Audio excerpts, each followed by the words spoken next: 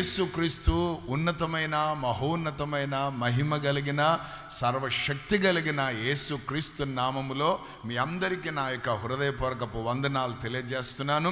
మరి ఒక అద్భుతమైన సమయం, మరి ఒక అద్భుతమైన దినం యేసుతో ప్రభు మనకిచ్చారు. అందును బట్టి నేను దేవాది దేవునికి కృతజ్ఞతాస్తుతులు చెల్లిస్తున్నాను. హల్లెలూయా. దేవుని వాక్యములకి వెళ్దాం. ప్రకటన గ్రంథం 5వ అధ్యాయము 8వ మాట. ప్రకటన గ్రంథం 5:8. ఆయన దానిని తీసుకొనినప్పుడు ఆ 4 జీవులను వీణెలను ధూప ద్రవ్యములతో నిండిన సువర్ణ పాత్రలను పట్టుకొని ఉన్న ఆ 24 పెద్దలను ఆ గొర్రెపిల్ల ఎదుట సాగిలపడిరి. ఈ పాత్రలు పరిశుద్ధుల ప్రార్థనలు. ఈ పాత్రలు పరిశుద్ధుల ప్రార్థనలు. అందరూ ఆమేన్ చెప్పండి. పరిశుద్ధుల ప్రార్థనలు ఎక్కడున్నాయట? దేవుని సింహాసనం ఎదుట ఉన్నాయి. ఆమేన్. దేవుని సింహాసనం ఎదుట ఉన్నాయని ఎట్లా తెలిసిందంటే ప్రకటన గ్రంథం ద్వారా తెలిసింది. హల్లెలూయా. కాబట్టి పరిశుద్ధుల ప్రార్థనలు ఎక్కడున్నాయి? దేవుని సింహాసనం ఎదుట ఉన్నాయి అని చెప్పండి అందరు కూడా. హల్లెలూయా.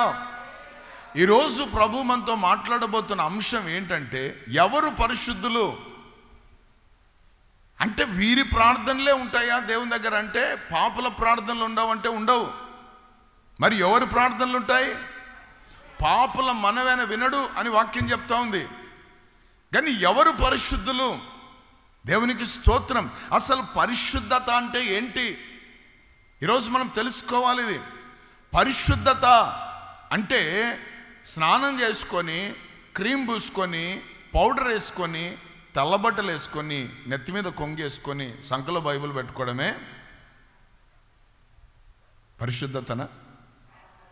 హల్లెలూయా. షేవింగ్ చేసుకోవడమా పరిశుద్ధత అంటే?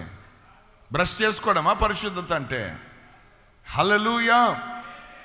మరి పరిశుద్ధత అంటే ఏంటి? పరిశుద్ధత ప్రభు అంటారు, నేను పరిశుద్ధుడను గనుక మీరును పరిశుద్ధులై ఉండవలను. నేను పరిశుద్ధుణ్ణి కాబట్టి మీరు కూడా నాలాగా పరిశుద్ధులుగా ఉండమంటున్నాడు. ఇది చాలా డిఫరెంట్ కదా. పరిశుద్ధత అన్న మాట, హోలీనెస్ అన్న పదం విన్న మరుక్షణమే ఒకలాంటి భయం వేస్తుంది, ఒకలాంటి కంగారు వస్తుంది. అవునా?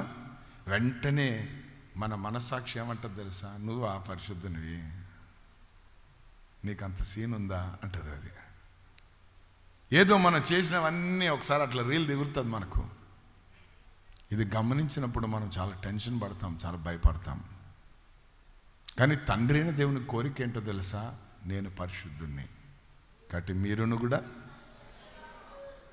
అసలు పరిశుద్ధత అంటే ఏంటి అని మనం గమనిస్తే, పరిశుద్ధత అన్నది అది బాహ్యంగా కనిపించేది కాదు. కానీ పరిశుద్ధత అన్నది ఇట్ ఈజ్ ఎ నేచర్, అది లక్షణము అయి ఉన్నది. ఆమేన్. దేవునికి స్తోత్రం. హల్లెలూయా. ఆమేన్. ఏం లక్షణము? మనలో ఉన్న లక్షణమే పరిశుద్ధత. ఆమేన్. హల్లెలూయా. దేవునికి స్తోత్రం. దేవుడు పరిశుద్ధుడు అంటే పాపపు లక్షణములు లేని, పాపపు ఆలోచనలు లేని, పాపపు తలంపులు లేని, పాపపు ఊహలు లేని పరిశుద్ధత కలిగిన ఆ లక్షణం కలిగినోడు మనం ఆరాధిస్తున్న దేవుడు. అందుకే ఈరోజు మనను కూడా ఏమంటున్నాడు? ఆ సిన్ఫుల్ నేచర్ నుంచి నా నేచర్లోనికి రండి అంటున్నాడు. ఆమేన్. హల్లెలూయా. అంటే పాపముతో కూడిన గుణలక్షణాలలో నుండి నా యొక్క మంచి లక్షణాలోనికి రండి అని అంటున్నాడు. దేవునికి స్తోత్రం. హల్లెలూయా. సో పరిశుద్ధుల యొక్క ప్రార్థనలు ఎక్కడున్నాయట? దేవుని సింహాసనం ఎదుట ఉన్నాయి. అంటే మనం భూమి మీదనే ఉంటాం, కానీ మనం చేసే ప్రతి విజ్ఞాపన, నాకు ఇది చదువుతున్నప్పుడు ఒళ్ళు పులకరించింది. ఆనందించాను, హల్లెలూయా అని గణపరిచాను. సీరియస్గా ఆలోచించాను. ఏమనంటే ప్రార్థన ఎంత ప్రాముఖ్యమైంది అని. ప్రార్థన అనగానే ఎక్కడలేని ఆవలింతలు, ప్రార్థన అనగానే ఎక్కడలేని నిరుత్సాహము, ప్రార్థన అనగానే ఎక్కడలేని సోమరితనము, ప్రార్థన అనగానే ఎక్కడలేని నిర్లక్ష్యము మనకుంది. కానీ వాస్తవంగా ఏంటంట, మనము భూమి మీద చేసే ప్రతి ప్రార్థన దేవుని సింహాసనం దగ్గర ఉంటుందట. అది వాక్యం చెప్తా ఉంది. ఎందుకు ఈ మాట చెప్తున్నట్టు, మనం అందరం పరిశుద్ధులం. ఏమేన్, హల్లెలూయా. ఇక్కడ ఎవరు పాపులు లేరు, అందరు పరిశుద్ధులే. సో ఏ రీతిగా మనం పరిశుద్ధులుగా మార్చబడ్డాం, అది మనం కొన్ని విషయాలు మనం చూసుకున్నాం. హల్లెలూయా. నంబర్ 1, ఎవరు పరిశుద్ధులు అని అంటే, మొదటి కొరింథీయులకు రాసిన మొదటి పత్రిక 1వ అధ్యాయము 2వ మాటను మనం చదువుకుందాం. కొరింథీయులకు రాసిన మొదటి పత్రిక 1వ అధ్యాయము 2వ మాట. కొరింథీలోనున్న దేవుని సంఘమునకు అనగా క్రీస్తు యేసునందు పరిశుద్ధ పరచబడిన వారై, క్రీస్తు యేసునందు, ఆమేన్. వాక్యం ఏమంటది తెలుసా? క్రీస్తు యేసు నందు ఉన్న వారు నూతన సృష్టి, పాతవి గతించెను, ఇదిగో సమస్తము నూతనమైనవి. అందరూ ఆమేన్ అని చెప్దాం. సో ఇప్పుడు మనం అందరం ఎవరి నందు ఉన్నాం? క్రీస్తు యేసు నందు ఉన్నాం. కాబట్టి మనం ఏమయ్యాం? పరిశుద్ధపరచబడ్డాం. చెప్పండి అందరు కూడా, క్రీస్తు యేసు నందు ఉన్నవారు ఎవరు? పరిశుద్ధపరచబడిన వారు. దేవుని నామానికి మహిమ కలుగును గాక. అందుకే పాతవి అంతా గతించిపోయినాయి. ఆమేన్. పాత జ్ఞాపకాలు ఏమైనా వస్తున్నాయి అనుకో, పాత ఆలోచనలు ఏమైనా వస్తున్నాయి అనుకో, పాతవి ఏమైనా నీ మనసులోనికో హృదయంలోనికో తలంపులోనికో వస్తున్నాయి అనుకో, అప్పుడు నీవు ఆ మనసు ఆ తలంపులో వచ్చే వాటితో నీవు మాట్లాడడం ప్రారంభించాలి. ఏమని? ఓ మనసా విను, ఓ తలంపులు విను, ఊహలు విను, నేను క్రీస్తు యేసు నందు ఉన్నాను, పాతవన్నీ గతించిపోయినాయి, సమస్తము నేను నూతన పరచబడ్డాను. హల్లెలూయా. అట్లా ఒక్కసారి 2 సార్లు 3 సార్లు స్ట్రోక్ ఇచ్చినామంటే రావు మళ్ళా. ఎందుకంటే మన జీవము క్రీస్తు యేసు నందు ఉన్నది. మన జీవం ఎక్కడుంది? ఇంకొకసారి చెప్పండి. ఆమేన్. ఇది చాలా మర్మమైన విషయం ఇది. హల్లెలూయా. అందుకే పాపపు ఆలోచనలే రానియద్దు, పాపపు తలంపులే రానియద్దు. ఎందుకంటే ఆయనలో పరిశుద్ధత ఉంది. ఆ పరిశుద్ధత మనం కూడా పొందుకున్నాం. ఈరోజు క్రీస్తు యేసు నందుండి ఆయన మనను పరిశుద్ధపరిచాడు. క్రీస్తు యేసు నందు మనం నూతన సృష్టి అయి ఉన్నాం. సో పాతయన్నీ పోయినాయి. దేవునికి స్తోత్రం. అందుకే పౌలు అంటాడు, వెనక ఉన్న వాటినన్నిటినీ మడిచిపోయి ముందున్న వాటి కొరకు నేను వేగిర పడుతున్నాను అంటాడు. ఇప్పుడు కొత్త సంవత్సరం అడుగు పెట్టడానికి ఏం పడాలా? మనము వేగిర పడాలా, భయపడేది కాదు. ఎందుకంటే పాతయన్నీ మర్చిపోయాం. దేవునికి స్తోత్రం. హల్లెలూయా. ఎవరైనా నీ దగ్గరికి వచ్చి క్షమించు అన్నారనుకో, వెంటనే క్షమించు. ఎవరైనా వచ్చి క్షమాపణ అడుగు అంటే వెంటనే అడిగేసేయి. దేవునికి స్తోత్రం. ఇంకా ఏమి ఆలోచన చేయదు. ఎందుకంటే క్రీస్తు యేసు నందు నీవు పరిశుద్ధపరచబడ్డావు. హల్లెలూయా, హల్లెలూయా. సో ఎవరు పరిశుద్ధులు అంటే, క్రీస్తు యేసు నందు పరిశుద్ధపరచబడిన వారు పరిశుద్ధులు. ఆమేన్. హల్లెలూయా. క్రీస్తు యేసు ఏం చేశాడు తెలుసా? తన స్వరక్తాన్ని నీకు ఇచ్చాడు. ఆయన రక్తము చేత మన ప్రతి అపరాధాన్ని, మన ప్రతి పాపమును ఆయన కడిగి మనను పరిశుద్ధులుగా చేశాడు. ఆమేన్. గొర్రెపిల్ల రక్తం కాదు, మేక రక్తం కాదు, ఎడ్ల రక్తం కాదు. ఆమేన్. దేవునికి స్తోత్రం. ప్రొద్దుటూరు ఫేమస్ అనుకుంటా. దున్నపోతు రక్తం కాదు, యేసుక్రీస్తు రక్తము చేత, హల్లెలూయా, మనం పరిశుద్ధపరచబడ్డాం. పరిశుద్ధపరిచిన దేవునికి ఎంత గట్టిగా కొడతావో అంత గట్టిగా. ఆమేన్. హల్లెలూయా. ఆమేన్. మనమంతా నూతన సృష్టి. We are new creation. లోకములో ఉన్న వాళ్ళకు 366 రోజులు దాటినాక నూతన సంవత్సరం వాళ్ళకు వస్తుంది, నూతనత్వం వస్తుంది. ఆ ఒక్క రాత్రి December 31st నైట్. ఆమెన్. కానీ మనకి ఎట్లా తెలుసా? ప్రతిరోజు, ఆమెన్, హల్లెలూయా, అనుదినము ఆయనకు మన ఎడల నూతనమైన వాత్సల్యత పుడుతుందని దేవుని వాక్యం సెలవిస్తూ ఉంది. నూతనమైన వాత్సల్యత అంటే నిన్న ప్రేమించినట్లు ఈరోజు ఉండదు. ఈరోజు నూతనమైన ప్రేమతో దేవుడు నిన్ను నన్ను ప్రేమిస్తున్నాడు. హల్లెలూయా. అందుకే మనం క్రీస్తు యేసునందు పరిశుద్ధులమై ఉన్నాం. ఆమేన్. హల్లెలూయా. సో ఏమై ఉన్నాం మనం? క్రీస్తు యేసునందు. ఇది పరిశుద్ధమైన సహవాసం, ఇది పరిశుద్ధమైన పరివారం, ఇది. హల్లెలూయా. కాబట్టి క్రీస్తు యేసు నందు ఉన్న మనం పరిశుద్ధపరచబడ్డాం. అందుకే ఆయనను విడిచి మనం ఎక్కడికి పోవద్దు. ఆమేన్. కొంతమంది యేసయ్యని సెల్ఫ్లో పెట్టి తాళం వేసిపోయిన వాళ్ళు ఉన్నారు. ఇక్కడే ఉండాయాను అని. దానికి స్తోత్రం. ఆయనకు వేరే ఉండి మనం ఏమీ చేయలేం. ఆమేన్. అందుకే ఆయన ఏమంటాడు తెలుసా? నాతో మీరు అంటు కట్టబడి ఉండండి. ఏమన్నాడు? నాతో మీరు అంటు కట్టబడి ఉండండి, నా మాటలు మీ అందు, ఆమేన్, నిలిచి ఉంటే మీరేమవుతారు తెలుసా? బహుగా ఫలిస్తారు. Praise God. దేంట్లో ఫలిస్తారు అని అంటే మీ గుణ లక్షణములలో ఫలిస్తారు. అదే పరిశుద్ధత అంటే. ఆమేన్. గుణ లక్షణంలో మనం ఫలిస్తాం, నేచర్లో మనం ఫలిస్తాం. గాడ్స్ నేచర్ మనకు వస్తుంది. హల్లెలూయా. ఆమేన్. క్రీస్తుకు కలిగిన మనసు మనం కలిగి ఉంటాం.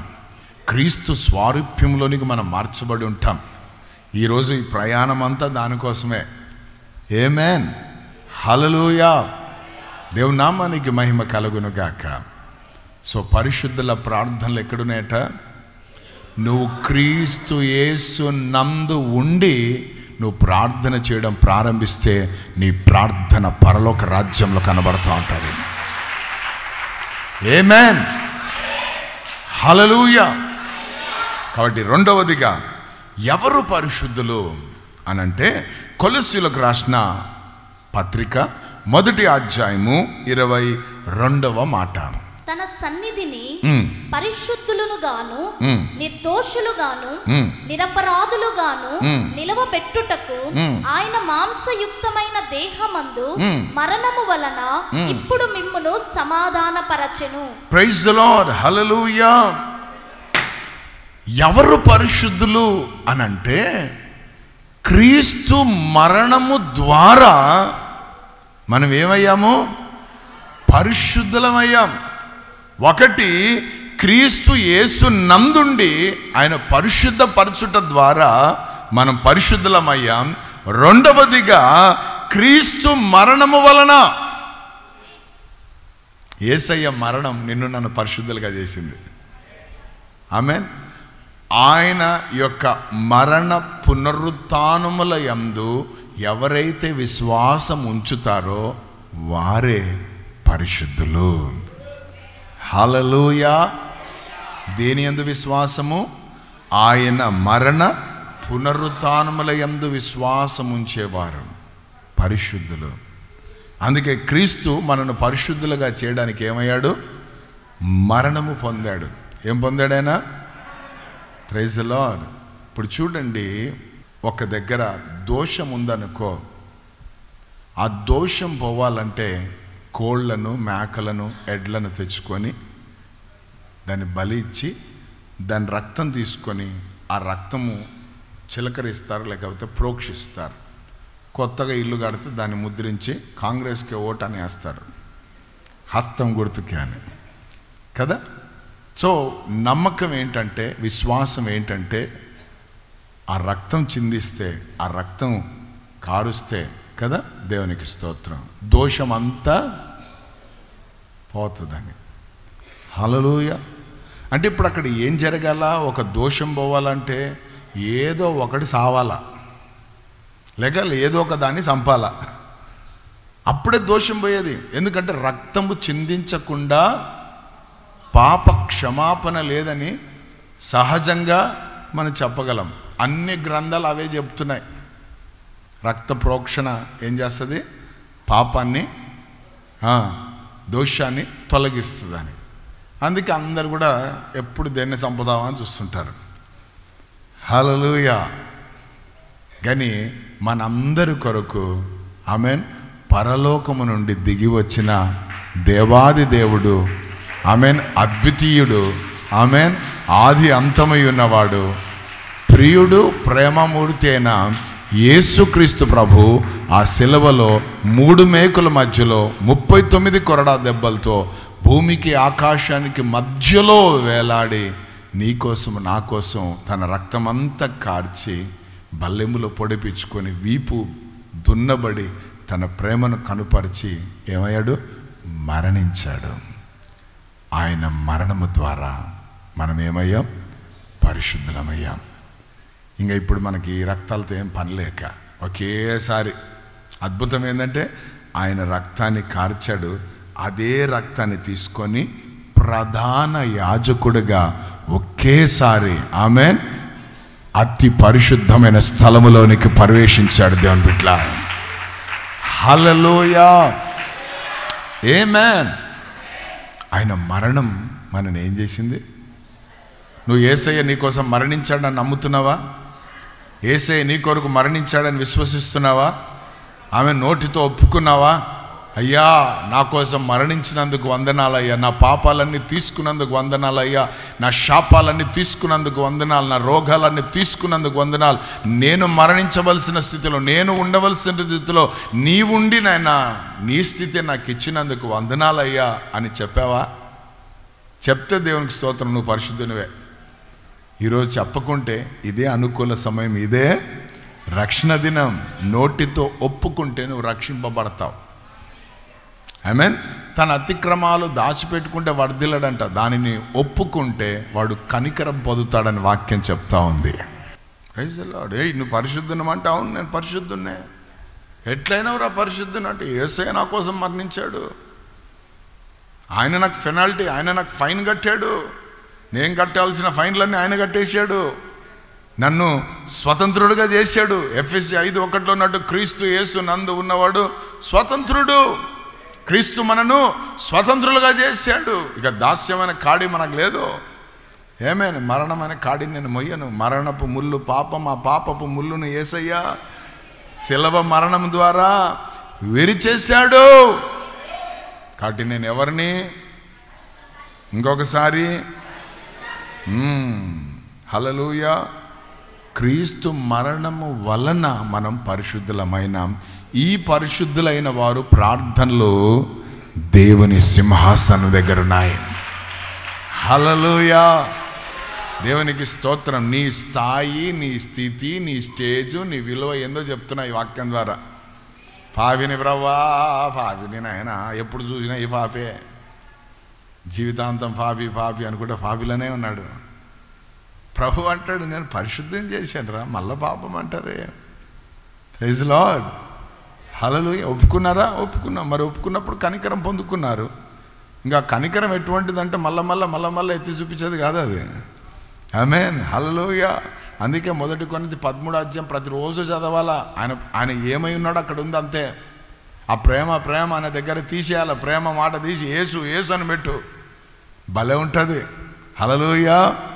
దేవునికి స్తోత్రం. దాని తర్వాత చూడండి ఎవరు పరిశుద్ధులు. 1 థెస్సలోనియులకు రాసిన పత్రిక 4వ అధ్యాయము 3వ మాట. 1 థెస్సలోనియులకు రాసిన పత్రిక 4వ అధ్యాయము 3వ మాట. మీరు పరిశుద్ధులు అగుటయే అనగా మీరు జారత్వమునకు దూరముగా ఉండుటయే దేవుని చిత్తము. ఆమేన్. హల్లెలూయా. ఎవరు పరిశుద్ధులు అనంటే జారత్వానికి దూరంగా ఉన్నవారు. జారత్వం అంటే ఏందన్నా? జారత్వము అనంటే జారిపోయే తత్వము. ఆమేన్. ప్రతి చిన్నదానికి జారిపోయినాం, ప్రతి చిన్నదానికి పడిపోయినాం, ప్రతి చిన్నదానికి ఉండిపోయినాం. దానికి దూరంగా ఉండడమే ఏమై ఉందట? ప్రైజ్ ది లార్డ్, హల్లెలూయా. అందుకే నేను పరిశుద్ధిని కాబట్టి ఇప్పుడు మీరు పరిశుద్ధులై ఉండండి అంటున్నాడు. పరిశుద్ధత కలిగి ఉండండి అంటే దాని అర్థం ఏంటంటే జారత్వానికి మనము దూరంగా ఉండాలి. ఇప్పుడు ఈ వ్యక్తితో మనం మాట్లాడినా మన ఆలోచనలు మారిపోతాయి, మన తలంపులు మారిపోతాయి, చూపులు ఊహలు అన్నీ మారిపోతాయి అని మనకు తెలిసిందనుకో, వెంటనే దూరంగా పోవడం నేర్చుకోవాలి, ఆ సమయాన్ని కట్ చేయడం నేర్చుకోవాలి. హల్లెలూయా. నా అంతటోడు బలమైనోడు ఎవడు లేడని ఎదుర్కోద్దు, అది చాలా ప్రమాదం. నేను జ్ఞానిని కదా అని నీవు అనుకోవద్దు అని వాక్యం చెప్తుంది. హల్లెలూయా, దేవునికి స్తోత్రం. నేను అనుకున్నానంటే మాత్రం మరుసటి రోజే పడిపోయింటావు. దేవుని స్తోత్రం, హల్లెలూయా. ఒక ఆయన పెద్ద మీటింగ్ పెట్టినాడంట, తాగిపోతాడు ఉపవాస ప్రార్థనలు పెట్టాడంట. ఆ ఉపవాస ప్రార్థనలలో నేను ఇంకా తాగను అని ఒప్పుకొని పరిశుద్ధంగా ఉంటానని సొంత ఆలోచనలు తీర్మానాలు తీసుకొని ఏం చేశాడంట తెలుసా? తను తాను జాగ్రత్తగా ఉన్నాడట. ఇది చర్చ్, ఇది ఆయన ఇల్లు. సో ఇంటి దగ్గర నుంచి చర్చ్ దగ్గరకు పోయేటప్పుడు మధ్యలో ఒక డిపో ఉందట. ఏమి డిపో? వైన్స్.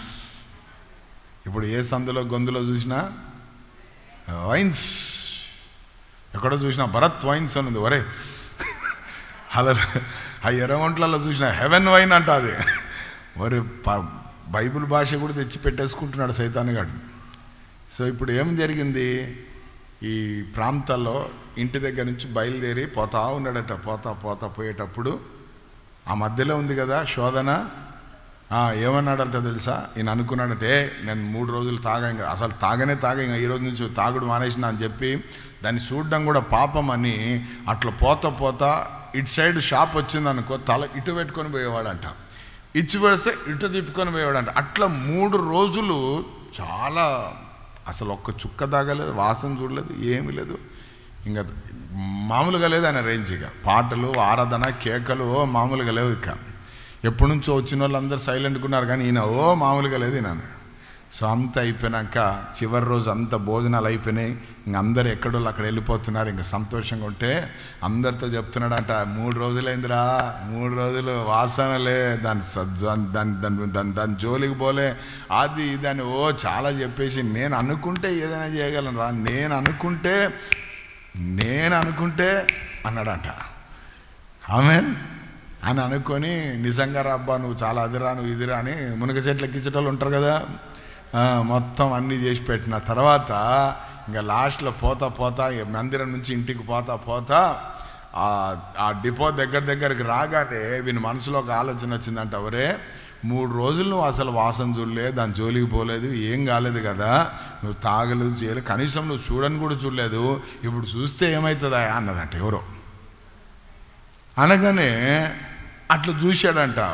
చూసిన మరుక్షణం ఏమైందంటే ఎక్కడి నుంచి వచ్చిందో గాలి, మాయదారి గాలి దొబ్బుకొని పోతే ఆ బాటలు అక్కడ ఏం కట్టకుండానే పట్టుకొని గుడ 3 రోజులు ఒక పూట తాగేసినాడట. అది మనం అనుకుంటే జరిగే కార్యాలు. అర్థమైందా? హల్లెలూయా. అందుకే ఉదయాన్నే లేస్తూనే ఆయన వైపు చేతులెత్తి అనాలి, నా బలమంతా నీవేనయ్యా, నా బలమంతా నీవేనయ్యా. మన బలమంతా హల్లెలూయా. నీ బలం ఎక్కడుందని ఎవరు అడిగితే ఏం చెప్పాలా? వాడు ఇంత పెద్ద జుట్టు పెట్టుకొని జుట్టులో ఉందన్నాడు, అందుకే గుండు కొట్టింది. ఆమేన్. మా బలం ఎక్కడుందంటే యేసయ్యలో ఉందాను. ఎవరిని బలాన్ని తాకలేరు. దేవునికి స్తోత్రం. హల్లెలూయా, హల్లెలూయా. కొంతమంది అంటారు నా బలం నేను చేసే ప్రార్థనలో ఉందని. మోకాళ్ళకు కొడతాడు వాడు భద్రం. హల్లెలూయా. ఒకప్పుడు భలే ప్రార్థన చేసేవాని అన్న, ఈరోజు ఏందో అసలు 5 నిమిషాలకే తుస్పటక్.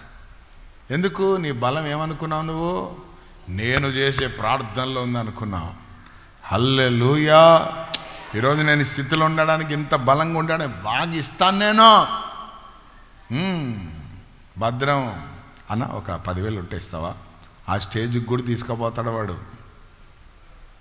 మనము హల్లెలూయా గుర్రాలపైన కాదు, రథములపైన కాదు, రాజుల మీద రాజ్యాల మీద కాదు, మన జ్ఞానం మీద, మన తెలివి మీద, మన చదువు మీద, మన రాబడి మీద, వాటి మీద కాదు, మన అతిశయం అంతా మనను పిలిచిన మన యేసయ్య పైనే, బలమైన యేసయ్య మీదనే ఉండాలా. ఆయన బలాఢ్యుడు, బలవంతుడు ఆయన. హల్లెలూయా హల్లెలూయా. బలము కలిగిన దేవుడు ఆయన. ఆయన మీద మనం మనసు పెట్టాలి, ఆయన మీద మనం ఆనుకోవాలి. ఆయనే మనకు కేడము, ఆయనే మనకు దుర్గము, ఆయనే మనకు అతిశయము. రాజు చెప్పాడు ఈ మాట. రాజు అంటేనే అందరికి బలం, కానీ ఈయన అంటాడు మీకందరికి నేను బలం అయితే నాకు బలము యెహోవా నా కాపరి. హల్లెలూయా. సో ఇక్కడ ఎవరండి పరిశుద్ధులు అంటే జారత్వమునకు దూరంగా ఉండేవారే. ఆమేన్. దేవునికి స్తోత్రం. వారు పరిశుద్ధులు. ఆమేన్. వాళ్ళను దేవుడు పరిశుద్ధులుగా చూస్తున్నాడు. హల్లెలూయా. ఒకటి క్రీస్తునందు ఉన్నవారు, రెండవది క్రీస్తు మరణం వలన, మూడవదిగా జారత్వానికి దూరంగా ఉన్నవారు, నాలుగవదిగా చూస్తే 1 తెస్సలోనియ 4:7. 1 తెస్సలోనియ 4:7 పరిశుద్ధుల అగుటయే దేవుడు మనలను పిలిచెను గాని, పరిశుద్ధుల అగుటకు దేవుడు మనను పిలిచెను కానీ అపవిత్రులుగా ఉండుటకు పిలువలేదు. అందరు ఆమేన్ చెప్పండి. సో ఎవరండి పరిశుద్ధులు అనంటే పిలువబడిన వారు. హల్లెలూయా. పిలిస్తే వచ్చి కూర్చున్నారు, మీరందరూ పరిశుద్ధులు. అందుకే చెప్తున్నా, ఓ మా పరిశుద్ధులారా మీకే చెప్పేది నేను. ఆ పిలుపుని అందుకొని వచ్చారు మీరు. హల్లెలూయా. మొదటి మానవుడు ఆదాము పిలుస్తుంటే ఎక్కడున్నాడు అంటున్నాడు? నీ స్వరమును విని నేను భయపడి చెట్టు వెనక దాక్కునున్నాను అంటున్నాడు. హల్లెలూయా. ఆమేన్. కానీ తండ్రి అయిన దేవుని ప్రేమ ఎంత గొప్పది తెలుసా? తన ప్రియ కుమారుని లోకానికి పంపించి, 1 కొరింథీలో మనం చూస్తాము, తన ప్రియ కుమారుడైన యేసయ్యతో సహవాసము చేయడానికి నిన్ను నన్ను ఆయన పిలిచాడు అనే వాక్యం చెప్తా ఉంది. మనం పిలువబడ్డాం. ఎవరితో సహవాసం చేయడానికి? తాగుబోతులతో తిరిగితే తాగుబోతు, తిండిబోతుతో తిరిగితే, నిద్రబోతుతో తిరిగితే, సోమరులతో తిరిగితే, పాపులతో తిరిగితే, అంతే కదా. హల్లెలూయా. దేవుని కుమారుడితో తిరిగితే కుమారులమే. దేవునికి స్తోత్రం. హల్లెలూయా. ఆయన పిలిచిందే దానికోసం, ఆయనతో సహవాసం చేయడానికి. ఆమేన్. ఫెలోషిప్ చేయడానికి పిలిచాడు ఆయన. హల్లెలూయా. దేవుని నామానికి మహిమ కలుగును గాక. నీ దేవుడు ఎటువంటి దేవుడో తెలుసా? నీవు రాత్రి పడుకున్న తర్వాత ఉదయం ఎప్పుడవుతుందా, ఉదయాన్నే వీడు ఎప్పుడు లేచి నాతో మాట్లాడతాడా, ఈమె నాతో ఎప్పుడు మాట్లాడుతుందా అని నీ కొరకు నీ పక్కనే ఉండి ఎదురు చూసే దేవుడు నీ దేవుడు. నువ్వు మోకరించడమే ఆలస్యం, నోరు తెరవడమే ఆలస్యం, వినడానికి సిద్ధంగా ఉన్న దేవుడు ఆయన. ఆయన పిలుపు ద్వారా మనమందరము పరిశుద్ధులమయ్యాం. ఆమేన్. హల్లెలూయా.